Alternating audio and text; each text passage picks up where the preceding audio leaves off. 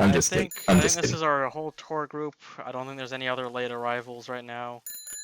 So, welcome to the Lockheed War Memorial, dedicated to the I'll stay memorial of behind. all who fought during Charlie War, the Great War, the war to end all wars. There surely won't be any more wars after that one. Big long. The big long. The Big Long. Lockheed is well known for its lush and green foliage, especially giant sunflowers seen blooming throughout the town. I don't know where they're going. We've got a very we're setting our pace a little slow here at the beginning. You know what? You're right. It is lush, and there are a lot of sunflowers here. Wild I never Lockheed noticed that flowers and before. foliage. If you see that house right Beautiful. there, Somebody's been gardening quite a lot. you see that house right there? That house is notable for being one of the only 3 buildings left standing in Lockheed by the end of the war. All the other buildings had been scorched. Man, Wow. rich history. And before we go You too just far have to along on our imagine. tour, yes, you can finish This your. place was all mud. There was no building left standing besides these 3. You can't even imagine the devastation of this place during the war. Hell, I'm slippery. Yes, That I mean, fucking pretty frigate. much everything was gray. There's no greenery, no grass. Everything was in ruins. Let's see. Before we continue on with the tour too far, this is the outhouse. This is currently the only outhouse that I'm aware of. Meaning, if you need to go to the bathroom, do so now before we continue on with the tour. Does anyone need to go?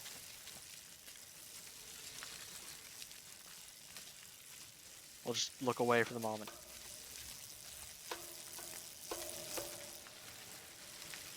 Oh God. Let us know when you're Oh done. jeez. I thought the battle here was hard. The battle in there was way harder. Oh no. Are we going to need to call a plumber? Call someone to go, We don't need go a empty plumber. that place. We need a fucking backhoe. We just gotta get rid of that thing and build a new one. Okay. It's totaled. Well, with our tour, this is Boulevard. This intersection was key to Lockheed's resupply during the war. Both Bass and Treasury sent supplies. Very important to have our main lodgy roads in and out of the town, so we don't starve. We thank the lodgymen of the Baths, Treasury, and Scurvyshire for support. Each bullet and beam-mat was put to good use. Just notice the bushes over here. Partisans would be in there many times, hitting us with submachine gun fire when we came through here. Okay. We're on to the... Just making sure everyone's here and able to hear. Okay, the final days. After the last major battles from Maiden's warden activity died down to minor skirmishes. Just basically small partisan raids. A wall was created to limit the damage to Lockheed. This wall had mixed success, as wardens did manage to get through and blow up the storage depot and a bunker core. But they weren't able to do much more damage besides that, so it kind of worked.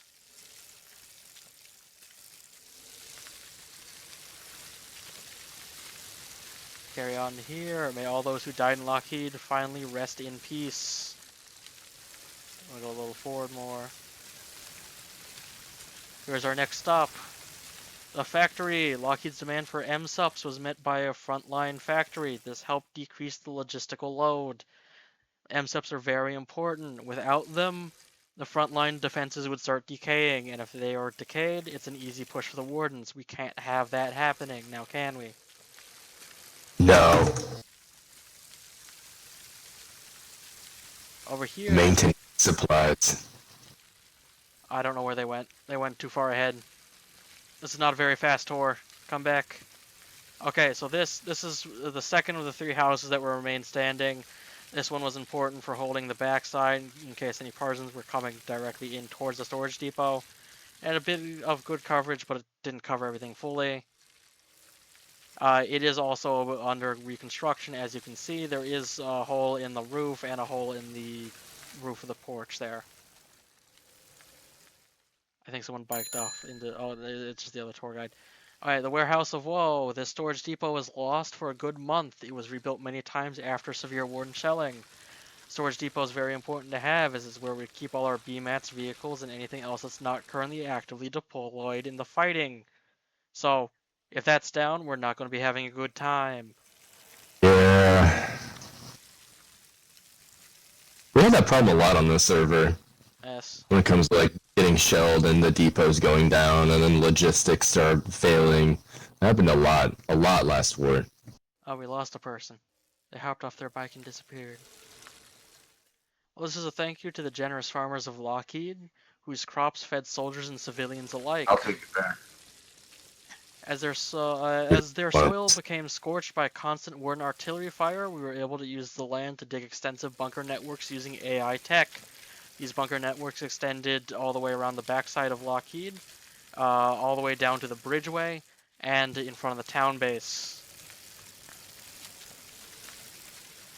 So when you say we used AI technology, what do you mean by that exactly? It Is there like an application that they? No, it just means that we attacked defensive AI in the building. Oh, that kind of AI. I thought that you used AI to know where to dig the trenches. No, That's why I was like, worded wait, weird on the signage. I wasn't the one that put down that sign. We're in that weird state of time where that could be a thing potentially soon, where there's AI that looks at a game map and is like, you should build here. This is the backyard battery. Late into the siege of Lockheed, it was defended by a single 150 cannon placed in this area. It was used to deter a Warden frigate that kept showing up.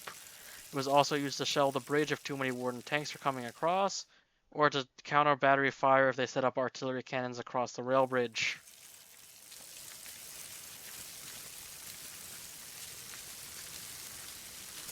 We're going right on down over here. I love bikes. I want to start us over on this side for a little bit of a change. So Rail Lines 1. Warden rails were used in the Siege of Lockheed to send a battle train into the back end of the town. They did this during a major operation involving a frigate that was shelling us and forces pushing across the main bridge.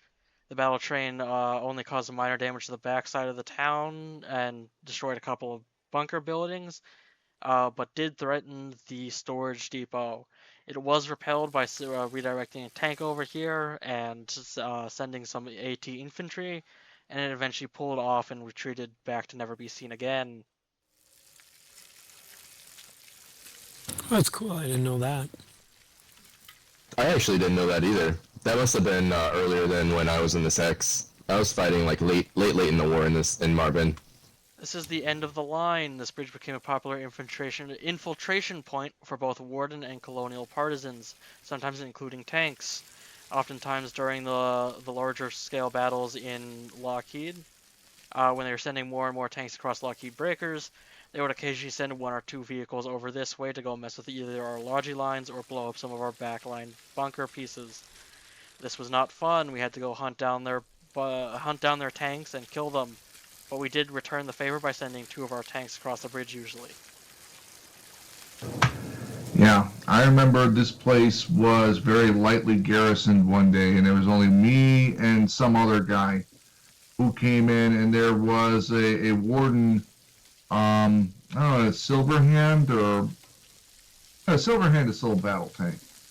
Went over that bridge and was causing trouble. So I hit it with an Igni fist, and it tried to retreat over this bridge. Hit it with a second one in the backside, and that tracked it. And then after that, we blew up the bridge, and we didn't have to worry about that guy no more. When you can track a tank with two Igni fists, it feels amazing. Yes. This is a little thank you to unknown soldiers. There were many people who fought in Lockheed. We can't recall all of them because there was a ton of faces, a ton of names. Lots of people played pivotal roles, but not all of them can be recorded in history. I'm gonna bike back up into town real quickly.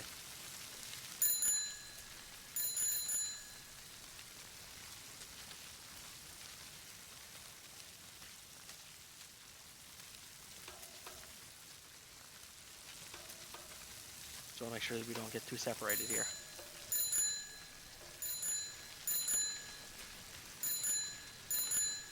Yeah, all this farm, all these bushes and everything, all these trees were just gone. Just like craters and nothing. It's weird how the map can change like that. How does the map, is it, do you just fill in the holes and then the grass regrows? Is that what happens? How do you, like, I don't understand how the map changes this much. The This is what grass it looked like in doesn't typically peacetime. regrow at all. Once it's devastated, it's pretty much devastated. I heard that it can grow back, but it takes many, many days. And So the more whole than map that- reset already then? Yes. Okay, so that's why everything looks different. This is the way that the map looked before This is all what of it the looked like warfare. before the warfare, and what it looks like after it. So, this replica bunker is dedicated to Click Lock, the secret weapon of Lockheed builders and maintainers. An important bunker base was actually put here, and it was the one that extended all the way to the rear of Lockheed, down to the bridgeway, and over towards the town base to give us heavy layers of fortifications. I'm going to cut over here into the grassway. Memorial, this is a small memorial dedicated to 501st. Someone who fought with them. Over here, I just got a... Where's our last person? We lost someone. Over here.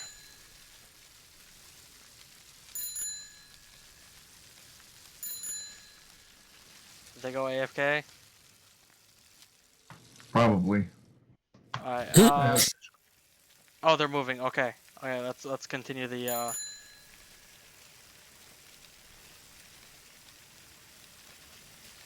Remember the Legends of Lockheed. Legends of Lockheed are one of the first regiments dedicated themselves to defending Lockheed at the beginning of the war. They played a pivotal role in defending and supplying and fighting in this front. Unfortunately, after the loss of Lockheed, they eventually disbanded, with most of their members being eaten up by other regiments, such as the 11th. There is still one known remaining Legend of Lockheed member, Beatnik, who's with us on the tour today. Yeah, that's me. This is our field of names. These are individuals that we've noted for participating in the Siege of Lockheed and what they were known to do most. Just drive through, look at all the different signs, and we'll continue the tour after you do your little look through. Yeah, and if you know anybody or you served here yourself, you're more than welcome to make a sign here, commemorating whoever you want to on these hills, or pretty much anywhere out of the way, or if there's someplace special to you. Now that we've gotten to the end of the line, we're going to cut a little southeast Oh, here. Pickle Boy was here? I know Pickle Boy. Oh, we lost the private. I don't know where the private went. I think the private went over the bridge. He went over the bridge. I this way. recognize some of these. Come back over here. We're continuing the tour this way before going over the bridge. Yeah, I used to sit in Pickle's gun a lot. He probably doesn't know me because we have never talked to each other, but I've seen him around a lot. I don't know where Yeah, he was always in one tank or another. Yeah, he likes the tanks. He's good in them But we're too. completing the tour over this way. We go this way, then we're going to cut across the bridge. So industrial innovation. Lockheed's industrial potential was realized a few times during the war. You even had a train and a collector. Unfortunately, most of this was set up during when we first captured Mainsvale. A lot of the industry was put up so that way the train line could go all the way to Mainsvale. Unfortunately, after the loss of Mainsvale, a lot of the industry was destroyed by Warden artillery fire in the main siege of Lockheed. We're continuing this way slightly. Lockheed will not fall. This is another one of the important people that played a role in Lockheed.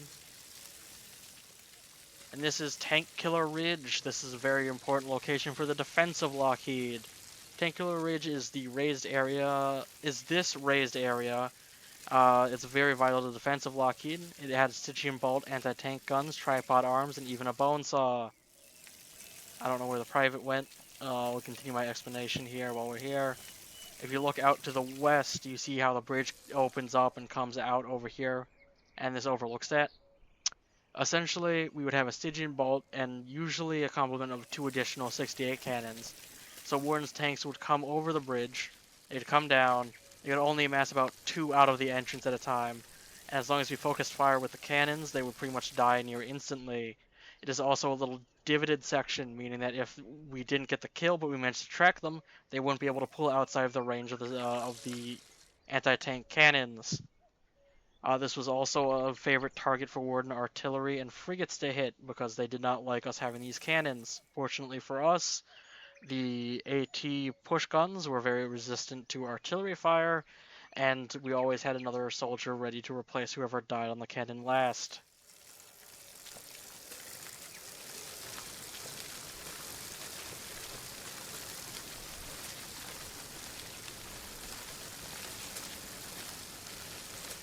This is Crush Cross Bridge for all those who died from vehicular accidents. A lot of times if a tank driver tells you to get out of the way and you don't get out of the way and they need to back up, you're going to get crushed. Those were a lot of the incidents. There's The other no section is- pedestrian walk bridge. There is no Like there's pedestrian on some of the walk bridge. The other, I can see the problem. but the other part of the incidents is oftentimes crazy Logi drivers. If they need to get supplies somewhere, they don't care how many people they have to run over to get it there. As they You should. have to imagine. Take a look at this bridge. Unlike other bridges, there's no place for pedestrians to go to the right or the left. No, you're right. It's just these, they have these battlements on either side every, like, segment of the bridge. That's really the only way for the... I guess you just have to try to say either to the very far right or the very far left, and you pray that the fucking Logi drivers are going right up the middle. Yeah. That's really all you can do. You know, it's night, it's snowing or it's raining. You can't see anything. You hear the shells. You don't want to get hit. So it's utter chaos up here sometimes. And unfortunately, a lot of good colonial soldiers lost their lives just by being in the wrong place at the wrong time on this bridge. And it's Yeah. a long bridge. You can't sprint the whole way. You're not wrong. This is probably the longest bridge that I've seen in this game so far. This is a very long bridge. And there's nowhere to get out of the way. But if I was carrying a truck full of materials and I had somebody, and if it's nighttime and you're driving a truck and you're not like, if you can't, either you can stop or you can't. And you shouldn't most of the time at night. You're driving a Logi. You just gotta keep going, and sometimes that's the tragedy of the war in this game. People just get run over. I've run over a lot of people running Logi, unfortunately. Most of the time they were in the middle of the road, though. I've never run over somebody while driving a truck who was not on the road. And I think that I speak for all Logi drivers when I say that. Well, I mean, when I was a young Logi driver, sometimes I wouldn't necessarily be all that safe, even when I could have been. But another thing you got to consider too, this place oftentimes had tank traps, it had barbed wire, it had all kinds of things put there to defend, and the logistics drivers had to go through that if we broke over to the other side real fast or something. I was here, like I said, like really late war. I don't think I was in, I might have been in Lockheed. It was late war. We were in Marvin like a week ago, right before the war ended, right? Yes. I can't remember where I was. We had just pushed into here again for like the third time. Yeah, this place was like a battle back and forth. I remember playing just before the Christmas holidays, and it was just like battling back and forth It's like over and over and over again. Like Jade Cove, literally every single night at midnight for like a month straight. Those bridges would get rebuilt, and then the Russians would all log in at midnight or whatever time when everybody got off, and they would just push over the bridges with tanks. And it happened for like weeks straight. People just kept rebuilding those bridges. Like, I don't understand once we stopped rebuilding the bridges at night, that we were able to like gain ground. But sometimes in this game, I question like why, especially last war, because that went on for it. That was incredible. Well, this is our next stop on the tour. This is the secret path. On top of this rock is where colonial snipers held the line, causing significant casualties on the wardens. They most often targeted tank commanders, medics, and machine gunners, causing disarray and confusion in the warden lines. There are two main paths up to this rock. One you climb on the rock right here. The other one you loop around from the north end of the island. I feel like bridge battles like this, it's something that most people either love or they hate. Yeah. It's very confined. It's very like it's offensively or defensively oriented depending on like which side that you're on. And if you don't want to be pushing a bridge as an infantryman that's this narrow. I don't know. I feel like when I'm defending a bridge like this, I get bored really quick because you are in a stagnant like defensive position. You sit in the same spot. Yeah. So, but it's an important. Some people will do all that all day and they love it.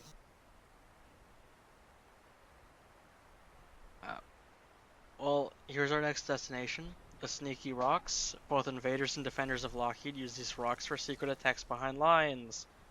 Very easy to get on the rocks, but you did need some skill to navigate them properly without getting stuck. These rocks are very good at getting to the sides and hitting bunker pieces, hitting logi trucks, stealing vehicles, or hitting tanks on the bridge. Very useful if you're the ones doing it. Very problematic if you're the ones on the receiving end of it.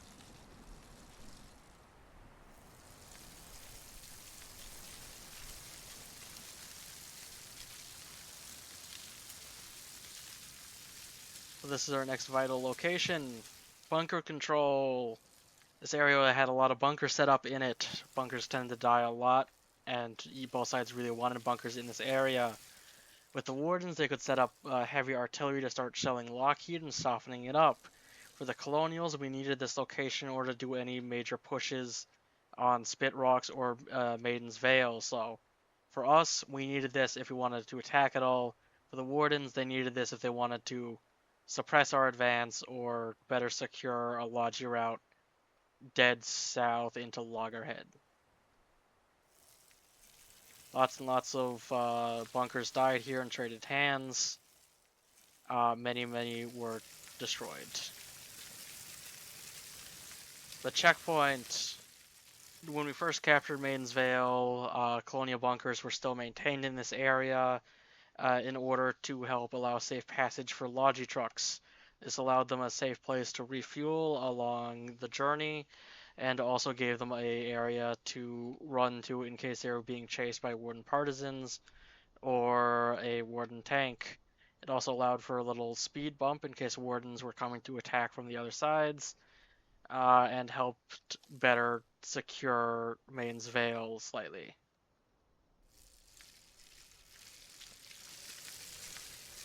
On this way to talk about the Spit Rocks campaign. You guys have put a lot of work into this. This is really cool. Yes. You built all this after. Really There's awesome. about 71 or 2 signs around here. Like around I the like entire that. thing. It's really enriched like the experience of like having been a part of that war. When you have people that put in like effort and work onto the map like this, it kind of like validates all of the time that you spent like fighting it, because you get to go back and then you see like really neat stuff like this that's put up. It's really it's really cool tour. Yes. I mean, we've been doing tours, but we don't get a ton of people coming through here. We try and advertise it, but not a lot of people. Most people go to Able, unfortunately. I feel like this is the first time that I've been a part of the Resistance phase, keep in mind, but from what I've seen, it's actually a very undervalued facet of this game. I think if more people spent the time to actually like just go through really cool stuff like this, you would appreciate more like the war that they just fought in, especially if you were taking part from the very beginning. to the very end. Like this is cool. You'd understand a lot of these like references and the signs and like the areas that you fought in. It's cool to me. Oh, you're gonna love this. You see this? We can This take a was quick look at actually that sign. written by a warden officer.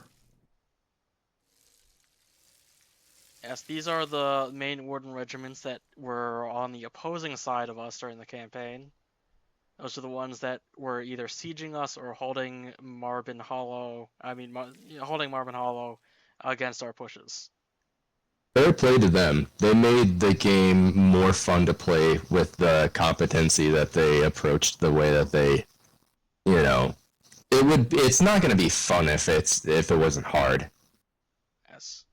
Yeah. We did manage to get the warden officer all the way through a complete tour of the town. He did get shot up a couple times, but did get the full experience. Oh, good. That's awesome. I've seen some YouTube videos like that. It's kind of why I wanted to experience the resistance phase for myself, because the past like year or so I've been watching this game on YouTube, and I've seen a lot of like resistance phase videos where they take like wardens and the tour trucks, and I don't know. It's wholesome. I like it. It's a good community, especially on the server.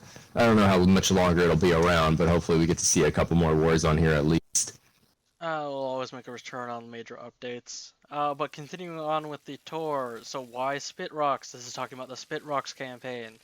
So, Spit Rocks allows the Wardens to launch campaigns into Deadland's east side, giving them an easy way of attacking.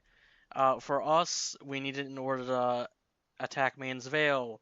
For the Wardens, they can also use Spit Rocks to attack south into Loggerhead and harass any supply lines to any bunkers we have here, or bunkers up to Maiden's Vale. For us, we need it in order to secure our logistical line, and once again push Maiden's Vale, as without it's hard to hold Maiden's Vale for long, or really do any further coordinated pushes. This road was one of the hardest logistic routes in the colonial front lines. It's long. It's slow getting uphill, which is where the supplies are coming from. You know, coming back, I mean, it's downhill. It's really quick. But the partisans would usually camp down at that Y junction or a little bit further north. Hello, Warden. Are you here for the That would call? make sense. The road is kind of constricted from there's like elevated terrain on either side, just a little bit further north of the Y. So it would make sense to do that. This is a lodging nightmare. Like, of course, this road would Oh no, be. he's shooting you. Why? I'm just trying to enjoy it. The tour. I spilled my ketchup all over myself.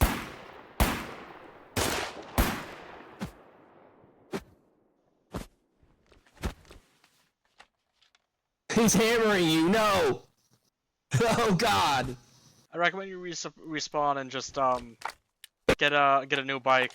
Just grab a new bike and bike out to us. We'll replace the bike.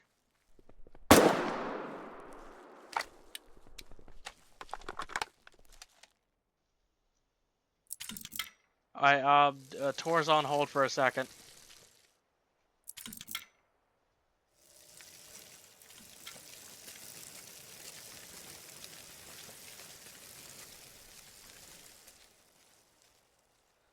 We'll continue explaining Spit Rocks when he gets back. Yeah, it's all good. You got any questions Yeah, about Spit Rocks from what I've said so far, or any questions about the tour up to this point? Yeah, I'll take the bikes back. You can finish the I tour. think I'm pretty good. I see the. I didn't know what this whole resistance phase thing was when I signed up, like logged on. I was like, "What's the resistance phase exactly?" But I guess it's just kind of like, because when I logged on, I was like, "Why are people like socializing with the wardens?" Basically, you know. I know resistance is the chill time between wars. It's intended to be used to like learn things. Like if you wanted to like learn how to build a bunker, you're given like 2 days to figure that out without any repercussions. God, people are mean. Oh yeah, Okay. yeah. Not even It was a new warden. five guys on. They didn't have anything. They didn't know what they were doing. Yeah, So I think I explained the why Spit Rocks. So continuing on with the Spit Rocks campaign, the guns of Spit Rocks during the late end of the war, Spit Rocks had multiple heavy artillery guns to destroy bunkers in this location. It made attempting to do anything a lot harder. Essentially, whenever we would push across and start building a new bunker, it would often start raining 150 shells from 3 150 Oh, we got cannons the same onto the Spit guy. Rocks. The warden is Oh no, shooting. I'm bleeding.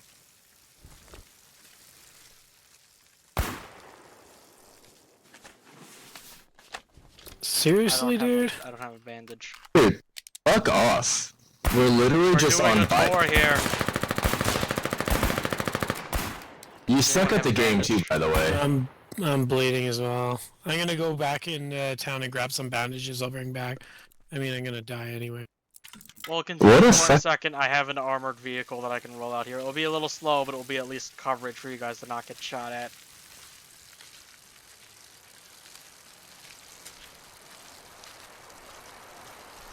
Warden showed back up and is shooting everyone. I'm biking across to get stuff.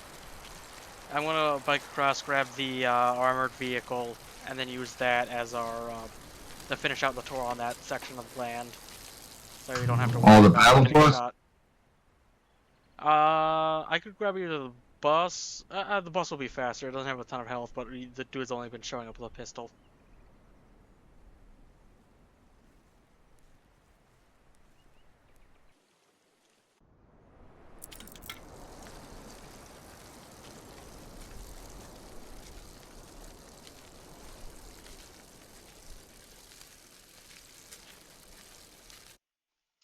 Alright, we're just gonna take the bus. It's gonna be a bit safer for us to ride in.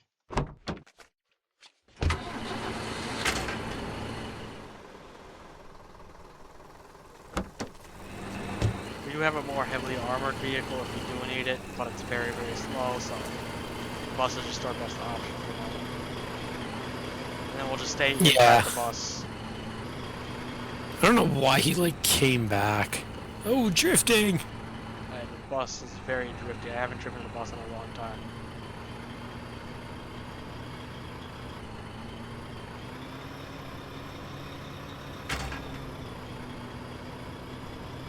I don't know why the bus is so good at drifting, but it just is.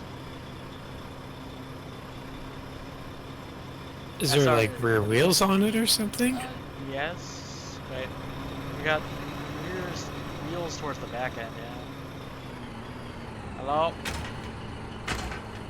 Do we have our last person out here still, or did everyone die? I think we passed him right at the main building.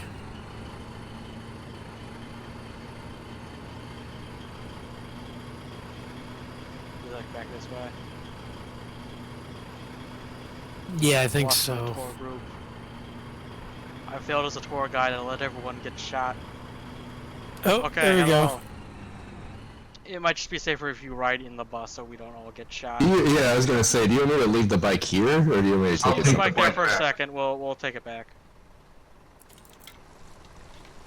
Okay. The bike doesn't have. I mean, the bus doesn't have a ton of health, but it's gonna have.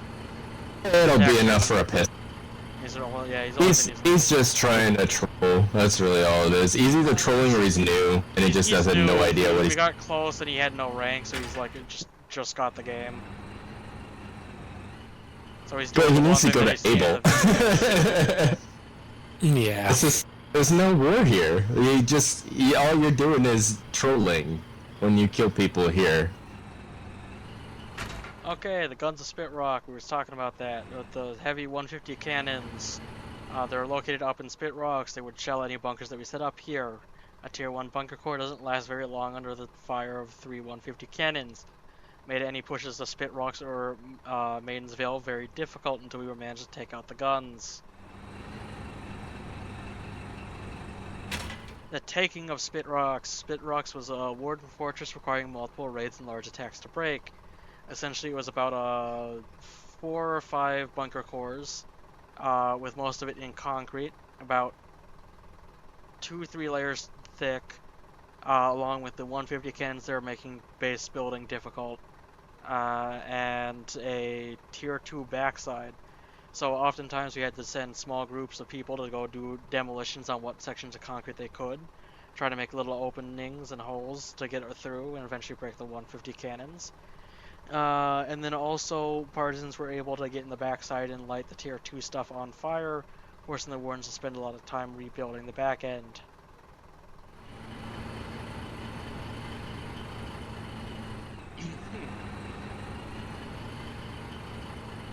This is just some information about the tour for Wardens, saying that we're not liable if they get shot.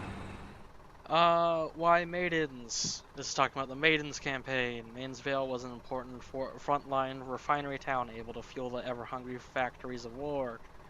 So long as we wanted Maidens because, you know, BMATs, fuel, all that stuff very important, and all that stuff can be shipped back to fuel the factories back in Treasury and baths. The Wardens want to keep their frontline refinery because, once again, BMAT's fuel very nice, and then they could ship excess all the back behind them to Kirkneal and use the mass production factory over there.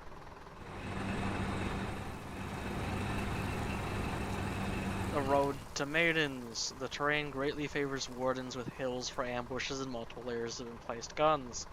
Essentially, to push up the road north to Maidensvale, you would need to break about 2 to 3 bunker cores in varying stages of concrete, along with getting past a field of emplaced 68 cannons. There were typically multiple of them, which would end up shredding any vehicles that attempted the path north.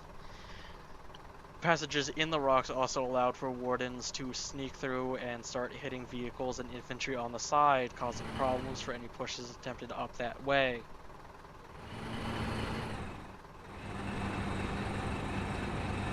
The taking of Maidens. Maidensville was broken both times in the war by a battleship and supporting units launched from this bunker.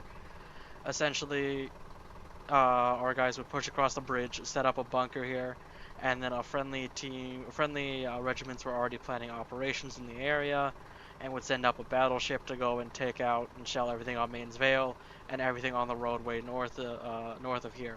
Whilst the Warden defenses mentioned before are very difficult to get through and favor the Wardens, all the emplaced guns and varying layers of defenses weren't much for a battleship's 150 cannons to take out.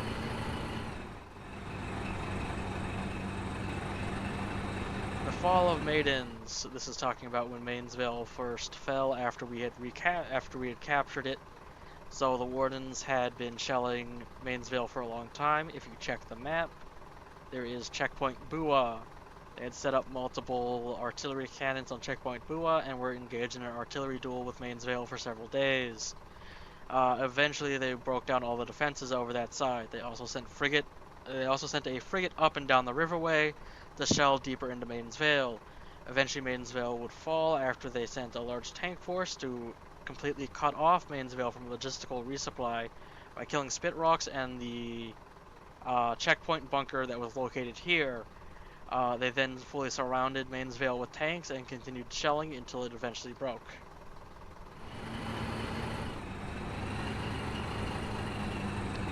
This is Rail Lines 2. Warden Rail Storm Cannon was set up a bit further to the northeast of here by the beach, and it was used to break the concrete bunkers in Lockheed. It was very effective at destroying the bunkers and even removed the core from existence, meaning we had to start over from the beginning. We did get our revenge though, because our men were able to rally, and Mammon rushed the Railstorm Cannon, killing it and removing it from play, so the Wardens could no longer shell us with that.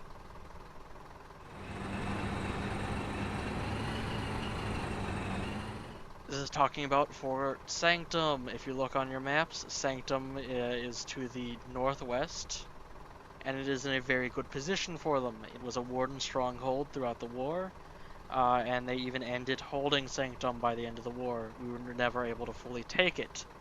We did manage to break it a couple times, but they were always able to recapture it and refortify before we could fully remove them from the area. It is a hard push to take because they tended to concrete the areas, and the final section of Sanctum had a layer of concrete, and then a cliff on each side of the road, and then a roadway allowing about 2 tanks up. And the cliff side was very advantageous to them because they could set up their bone saws and all their arc RPG launchers and hit any tanks well before they even got into firing range. Yeah, they definitely have the advantage there.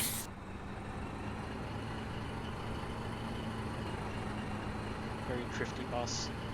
I think that concludes everything that we had out here. So I'll take us back into town to continue the touring the town.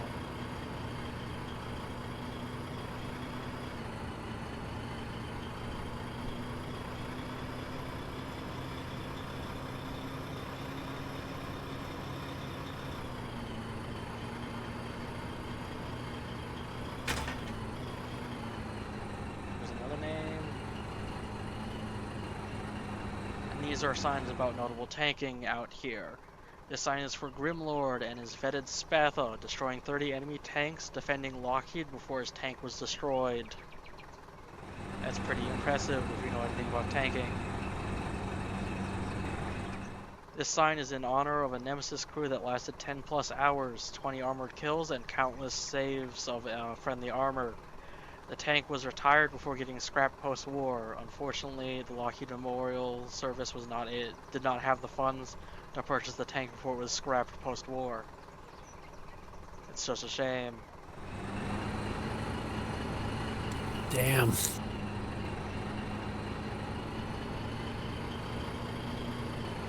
Over here, we can dismount quickly if we want to. This is the grave of the damned, an empty grave to honor the 256,000 dead soldiers of the Warden Army who gave their lives for Marvin Hollow. If you check the box, it's the standard Warden loadout. Their basic dress, their hammer, their pistol, and their 2 clips of ammo.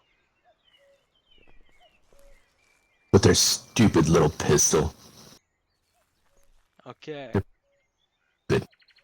We have Blueberry Beach over here. This beach of the Lockheed Breakers was the spot of several Warden, Grouper, and Barge landings, flanking the bridge. They were very effective at getting AT over to the bridge and messing with our tanks. They were also good at coming in and trying to mess with our cannons on Tankular Ridge or mess with whatever vehicles or structures they could get to. Occasionally they did land a tank or 2 out here, but those were usually quickly dispatched and captured to then be turned against the Wardens. Later on, at the defensive height of Lockheed, when we had the most fortifications around, there were bunker pieces that overlooked the beachway so they couldn't get anything in, along with barbed wire and loads of mines covering the beachway, making it very difficult for anyone to do anything over here.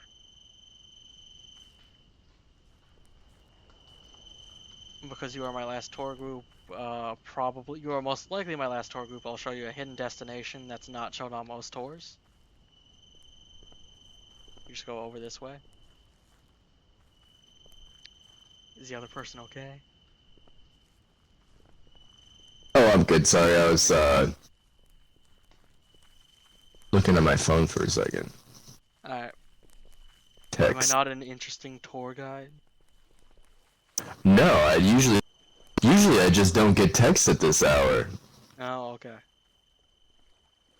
So this is a little hidden destination, not on most tour routes. I decided to take you guys here because you're probably my last tour group before server resets. So this is rest in peace, the dozen of watchtowers that died here. Essentially, this was a spot where we could put a watchtower, and it allowed a bit better forward observation in case there were incoming Warden ships. Very useful to know if something was about to enter the harbor that we needed to deal with. It was also a good target for Wardens to take out because they didn't like being spotted. That's a pretty cool little spot.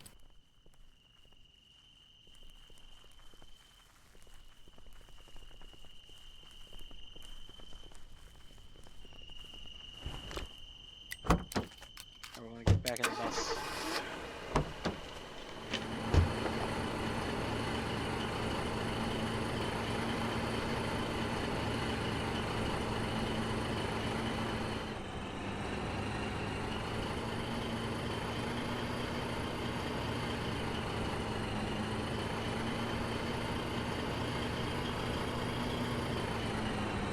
lighthouse. A forward observation bunker in this location was used as an early warning system against incoming frigates and gunboats. This observation bunker wasn't always online, but when it was very vital. It let us know if we were about to have 120 shells accurately raining on top of our heads. It was also used as a forward observation point in case we needed to dial in the 150 cannon from the backyard battery. It was very effective at spotting the Warden frigate and helping line up those shots.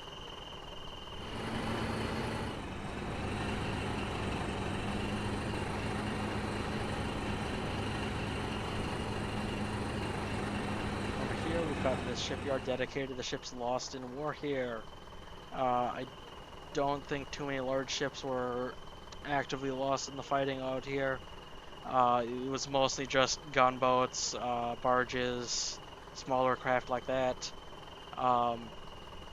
Normally our shipyards here were down constantly because they were a priority target for Warden naval assets to take out. Typically, gunboats often traded hands multiple times, as we would capture a Warden gunboat as they got close, use it to shell the Wardens, and while it was sitting back at docks waiting to be rearmed with mortars, it ended up getting recaptured by Wardens that managed to sail over here on small little ships.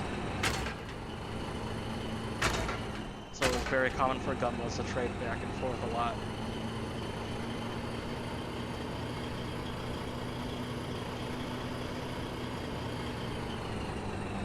This is a final stand. When Lockheed first fell, a small group of colonials held out in the safe house and fought to the bitter end. They held out in the safe house because it was safe from Warden attacks, as they had to actually get in the safe house and hit the box inside, meaning it was a lot more difficult for Wardens to take it out. Everyone that stayed in the safe house ended up dying, but they took a lot of Wardens down with them. They did also buy time for a captured Warden gunboat to leave port and sail back to friendly waters in the Baths.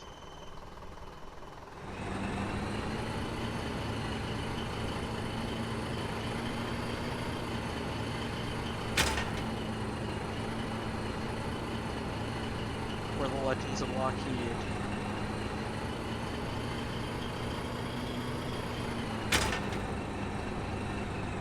This is the River of Blood. A Warden frigate attempted to land troops on the dock, but the defenders rallied at the safe house and pushed the frigate back.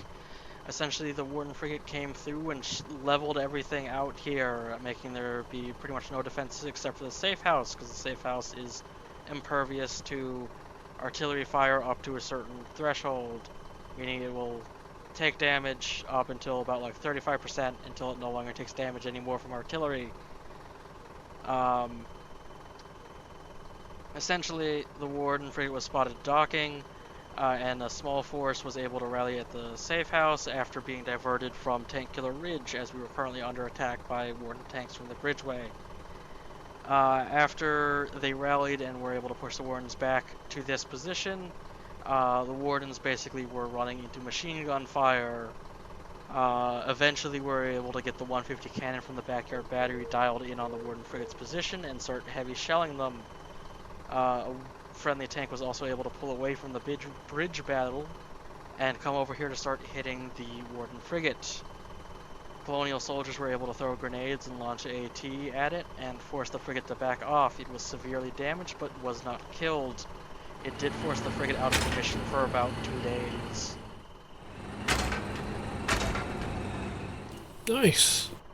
This sign is, What was it? I said they must have repaired it slow as fuck for it to be out for 2 days. I think they were also having crew shortages at the time. Yeah, probably. This is another sign from one of the wardens that came through here. Well, the warden that came through here. Lad was the main regiment that did the frigates. They were also the ones that docked out here. Those are the names of their 2 ships, and it's a monument to the people that died and the brave men who served on the crews of both the ships. I think both ships lived through the war. But yeah, Lad came in and shelled us a whole lot.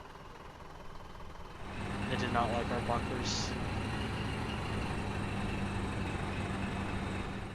When our Warden frigate was shelling the town hall, a single 150mm howitzer was able to send it back to port. It fired from here. This was the Bingus bunker complex. Basically, there were 3 main battery positions across Lockheed. We only really had one up at a time. The first main battery location was over by the lighthouse. This is the second main battery location. The final main battery location was the backyard battery. Backyard battery was the one that stayed the longest, and this one was a vital battery here. But it eventually got wiped out when the wardens took out the entire area.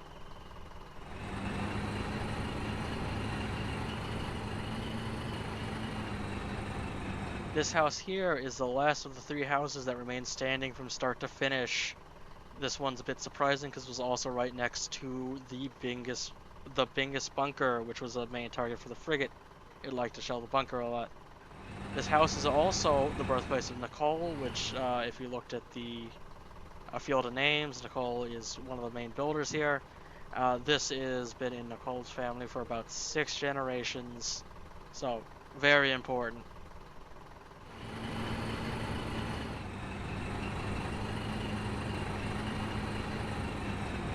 This is the Bingus Bunker Memorial Field. The Bingus Bunker was located here and was rebuilt like 6 times in a week or something like that because the Warden frigate kept coming back and dehusking the core. So our builders were persistent and kept rebuilding the core, and their frigate was even more persistent and kept blowing it up to smithereens.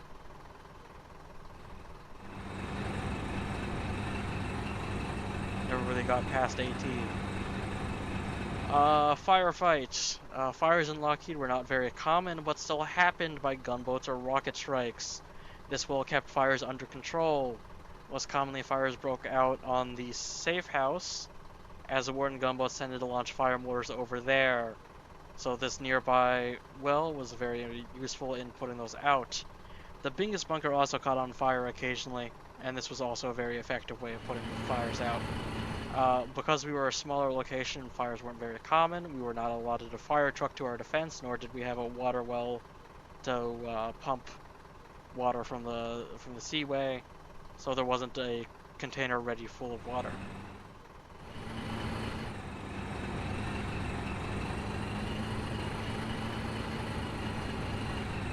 The defenders of Lockheed triumphed against the never-ending Warden attacks. As mentioned before, we were attacked by a frigate, we were attacked by battle train, we were attacked by railstorm cannon, we were also attacked by a battleship and frigate combo at one point, along with also being attacked by SPGs at one point, and a whole bunch of artillery cannons and tanks. There might have even been a battle tank or 2 during the fighting. So, they didn't like us very much. Those fucking wardens. I hate them, but they have good tanks. They really do have good tanks. Yes. Yes, they do. Rest in peace for everyone who fought.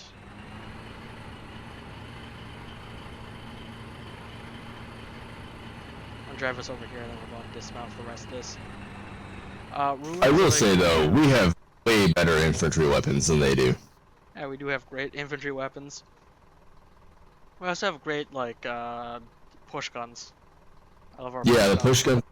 I think that our infantry usable AT is a lot better. Bone saws are good, but I like our launchers better. Yeah. Let's see. This is the ruins of a greenhouse that was dedicated to showcasing the beautiful biodiversity of Lockheed. It was closed on Sundays. Want to have us all dismount the bus here, just that way we can continue on foot in this last little section. Because we're going to do a little loop. So this is a little bit of graffiti. You know, local graffiti in the area. Over here, Beatnik was here. Beatnik, as you saw before, last remaining LOL member, Legends of Lockheed member. They were very vital in supplying us with all the required materials ever needed. They were a great logistics player and always gave us whatever we asked for at a very fast rate. They always had plenty left over in supply in case, well, something bad or terrible ever happened to Lockheed.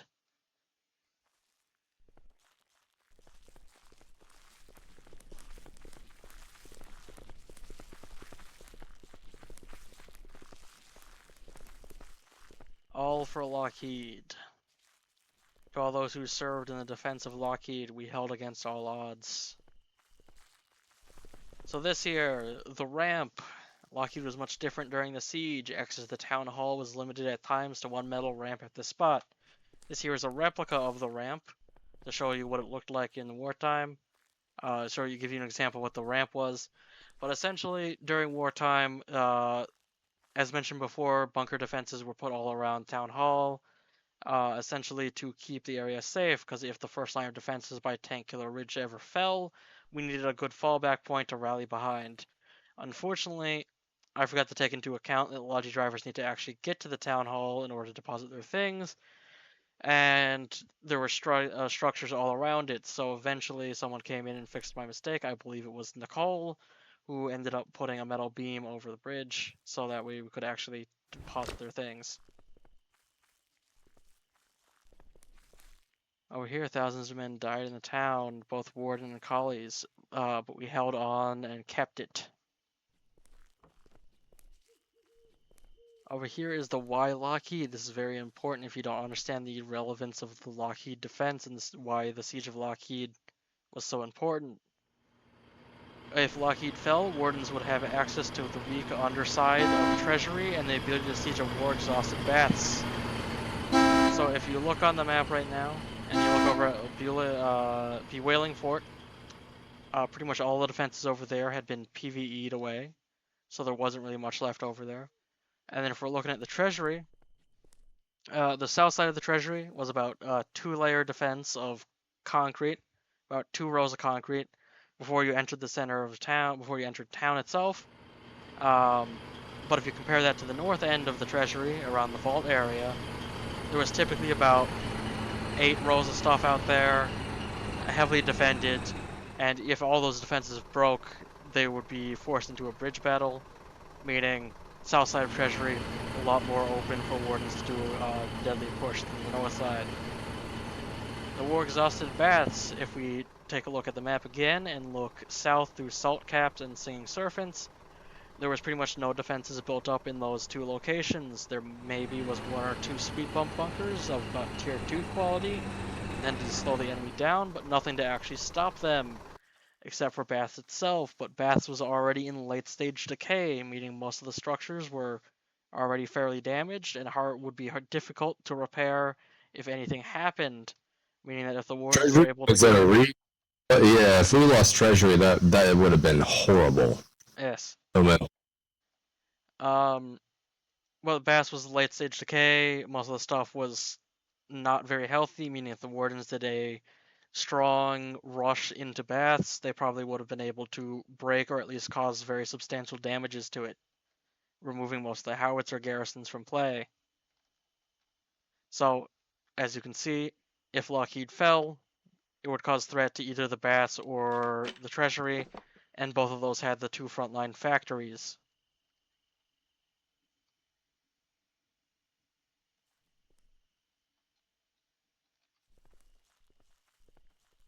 So, is the next war, is it going to be East versus West? Because that's what it looks like when Yes. I went to the updates. Yeah, I was going to say. I'm okay with that. I think that'll be Abel's on Southeast versus Northwest or whatever, which is cool. West versus East, I kind of like that.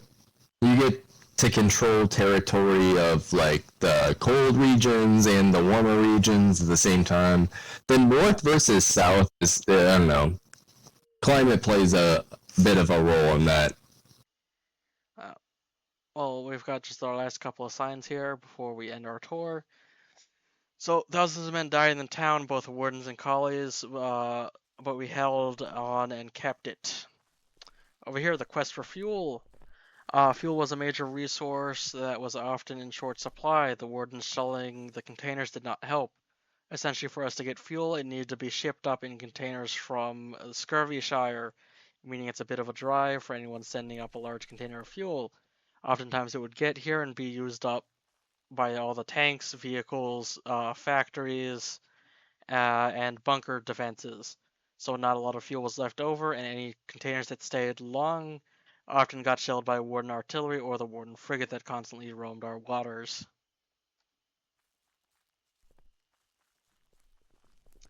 On December 22nd, 2024, Lockheed had 0 shirts and was under a heavy assault.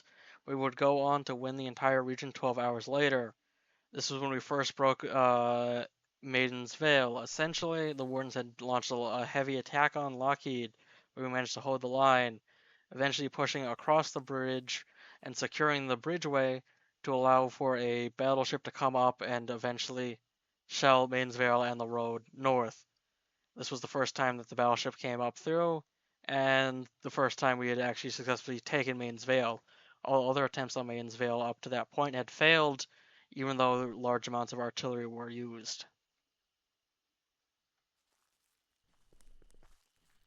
Here's a little story from one of the soldiers. You can just read that yourself. Let me know when you're done. I gotta prep something while you read that.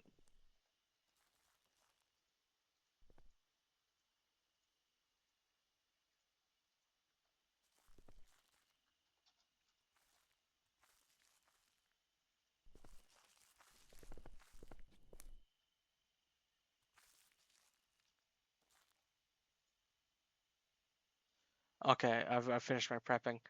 If you look in the town base, you'll see a BMAT. Grab one BMAT from the town base, one basic material.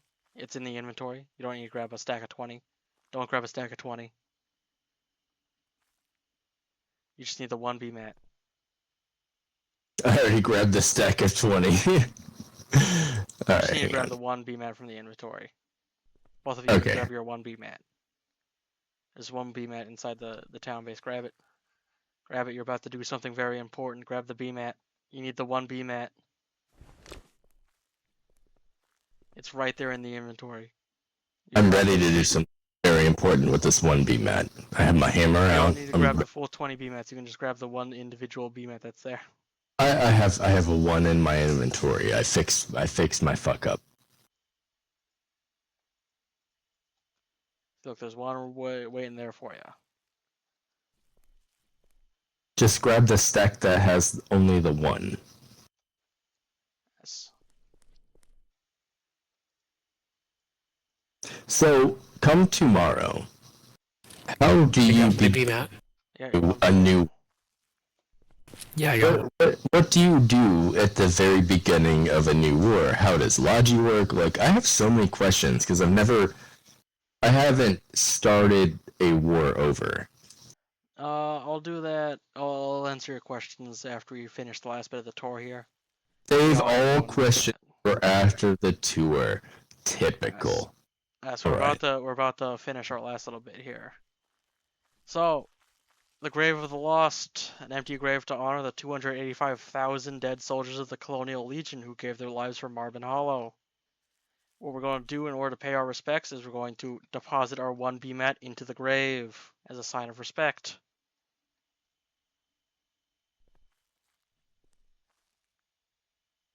You can just drop your 1 BMAT in there. I think I did. Yeah, you should be good. Yeah, you're good. Maybe give it a little salute. It's going to be button press 8.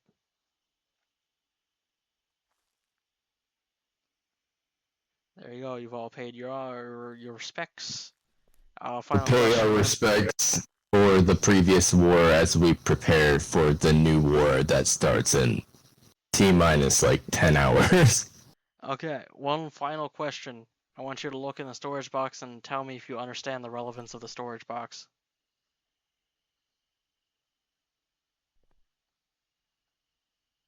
Yeah, that is the default colonial loadout when you spawn. Exactly. So you're paying respects to those who have fallen because you have put inside of this box the things with which they spawned with. Exactly. So that concludes our This tour here for box, today. Normally, I would say recommend more people over here if you know anyone that would be interested.